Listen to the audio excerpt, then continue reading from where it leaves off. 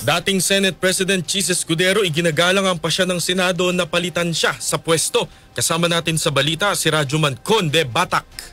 Iginagalang at nauunawaan ni dating Senate President Chis Escudero ang naging desisyon ng mga kapwa-senador na palitan na siya sa pwesto. Ayon kay Escudero, nagsisilbi siya depende sa kagustuhan ng mayorya at wala siyang sama ng loob sa naging pasya ng mga kasamahan. Nagpasalamat din si Escudero sa mga miyembro ng Senado para sa pagkakataon at tiwala sa kanya na magsilbi sa ilalim ng 19th at 20th Congress. Binati naman ng senador si Senate President Tito Soto III at hangad niya ang kabutihan para sa bagong liderato. Nakahandaan niya siyang maglingkod sa ilalim ng pamunuan ni Soto sa anumang kapasidad na kaya niyang ibigay para sa institusyon. Ipinagmalaki naman ni Escudero na bago natapos ang araw ng kanyang panunungkulan ay na-accomplish sa pagdinig ng Senate Blue Ribbon na nakapagsalita si Congressman Toby Chanco tungkol sa mga katiwalian sa flood control projects. Nabanggit din sa pagdinig ang mga pangalan ni na Congressman Zaldico at Speaker Martin Romualdez at nalagdaan niya bago bumaba sa pwesto ang site in contempt order laban sa dating Assistant District Engineer na si Bryce Hernandez. Kasama mo sa DZXL RMN Manila,